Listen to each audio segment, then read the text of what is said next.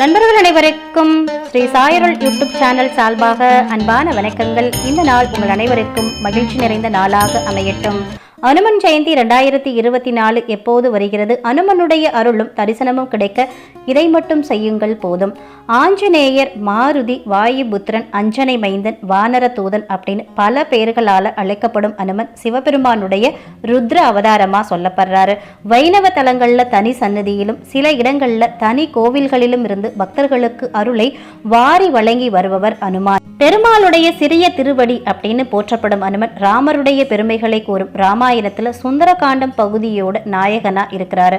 ராம சேவைக்காக கிடைப்பதற்கு அரிய வைகுண்ட பதவியை கூட வேண்டாம்னு சொல்லிட்டு தற்போது வரை இந்த பூமியிலேயே விடாமல் ராமநாமம் ஜபித்தபடி ராம பக்தர்களை காத்து அருள் செய்துட்டு வர்றாரு. ராமநாமத்தோட மகிமையை உலகுக்கு உணர்த்தியவர் ஹனுமன். தீவிர ராம பக்தனான ஹனுமன் நித்திய சிரஞ்சீவி வரம் பெற்றதால இந்த கலியுகத்திலும் பிரதட்ச தெய்வமா இருந்து வர்றாரு. எங்கெல்லாம் ராமநாமம் உச்சரிக்கப்படுதோ அங்கெல்லாம் ஹனுமன் தானாக வந்து அவரும் ராமநாமத்தை பாராயணம் செய்வார் அப்படின்றது ஆன்றோருடைய வாக்கு. பலரும் அனுபவ ரீதியா கண்ட உண்மை இது. ராமநாமம் உச்சரிப்பவர்களை ஹனுமன் ஓடி வந்து காப்பார். அவர்களுடைய துன்பங்களை போக்கி அனைத்து விதமான நலன்களையும் வழங்குவார் அப்படின்றது நம்பிக்கை. இவ்வளவு சிறப்பு வாய்ந்த அனுமன் அவதரித்த நாளதான் நாம அனுமன் ஜெயந்தியா கொண்டாடிட்டு வரோம். 2024 ஆண்டுக்கான அனுமன் ஜெயந்தி எந்த நாளில் வருது? இந்த நாளில் அனுமன் கோவிலுக்கு நாம எந்த பொருளை தானமா கொடுக்கணும்? அனுமனுடைய எந்த தரிசனத்தை பார்த்தா நம்ம வாழ்க்கையில் அளப்பரிய நன்மைகளை பெற முடியும்? அனுமனுடைய மூல மந்திரம் என்ன அப்படின்னு அனைத்து தகவலையும் ஒரு பதிவா கொடுத்திருக்கேன். அதனால இந்த பதிவை முழுவதுமா பார்த்து முழு தகவலையும் தெரிஞ்சுக்கிறீங்க. வாங்க பதிவுக்குள்ள பெறல. அதுக்கு முன்னாடி இதுவரைக்கும் நீங்க நம்ம சேனல் சப்ஸ்கிரைப் பண்ணாம இருக்கீங்க அப்படின்னா சப்ஸ்கிரைப் பண்ணி வச்சுக்கிறீங்க. அப்படியே பக்கத்தில் இருக்க பெல் பட்டனையும் கொடுத்து வச்சுக்கிறீங்க. இந்த வீடியோவுக்கு ஒரு லைக் கொடுத்துருங்க. மார்கழி மாத அமாவாசையில் மூல நட்சத்திரத்தில் ஹனுமன் அவதரித்ததா புராணங்கள்ல சொல்லப்படுது. இந்த நாளையே அனுமன் ஜெயந்தியா நாம வருஷம் தோறும் கொண்டாடிட்டு வர்றோம். பொதுவா டிசம்பர் அல்லது ஜனவரி மாதத்துல தான் அனுமன் ஜெயந்தி கொண்டாடப்படுது. பலம், பக்தி, ராம சேவை, பேச்சாற்றல் இதுக்கு அடையாளமா இருக்கிறவர் அனுமன். அவரை மூலம் நட்சத்திரம் வரக்கூடிய நாட்களிலும் அமாவாசை தினங்களிலும் வழிபாடு செய்வது நமக்கு நன்மையை பெற்றுத்தரும். அனுமன் ஜெயந்தி அன்னைக்கு ஹனுமனை எந்த முறையில வழிபாடு செய்தா அவருடைய அருளும் அவருடைய தரிசனமும் நமக்கு கிடைக்கும் அப்படின்றத தெரிஞ்சுக்கலாம். அனுமன் ஜெயந்தி தமிழகத்துல மார்கழி மாதத்துல கொண்டாடப்பட்டாலும் வட மாநிலங்களை பொறுத்த வரைக்கும் சித்திரை மாத பௌர்ணமியிலும் ஆந்திரா, தெலுங்கானாவில் சித்திரையில துவங்கி வைகாசி வரையிலான 41 நாட்கள் கொண்டாடுவது வழக்கம். இந்த வருடம் அனுமன் ஜெயந்தி அதாவது மார்கழி மாத அமாவாசை டிசம்பர் 30ஆம் தேதி திங்கட்கிழமை வருது.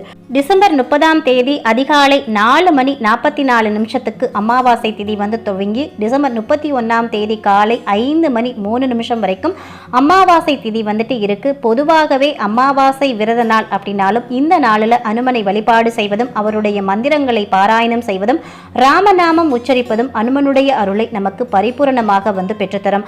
அனுமன் ஜெயந்தி அன்னைக்கு கோவில்ல சிறப்பு அபிஷேகங்கள் நடக்கும். இதுக்கு என்னென்ன பொருள்களை வாங்கி கொடுத்தா நமக்கு எந்த மாதிரியான பலன்கள் கிடைக்கும் அப்படின்றத தெரிஞ்சுக்கலாம். அபிஷேகத்துக்கு திரவியம், மஞ்சள், அரிசி மாவு இந்த பொடி வகைகளை வாங்கி கொடுக்கறது மூலமா நமக்கு இருக்கக்கூடிய தரித்திரியங்கள் அனைத்துமே போக்கும்.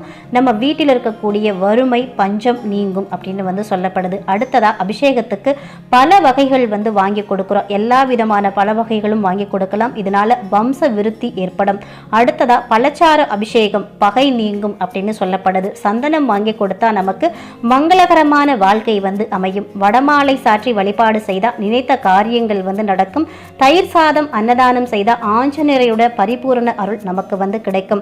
வஸ்திரதானம் செய்யறப்போ தோஷங்கள் விலகி புண்ணிய பலன் சேரும். கர்ம வினைகள், பாவங்கள் நீங்கும் அப்படின்னு சொல்லப்படுது. மலர் மாலை கொடுக்கறப்போ ஆனந்தமான வாழ்க்கை நமக்கு அமையும்.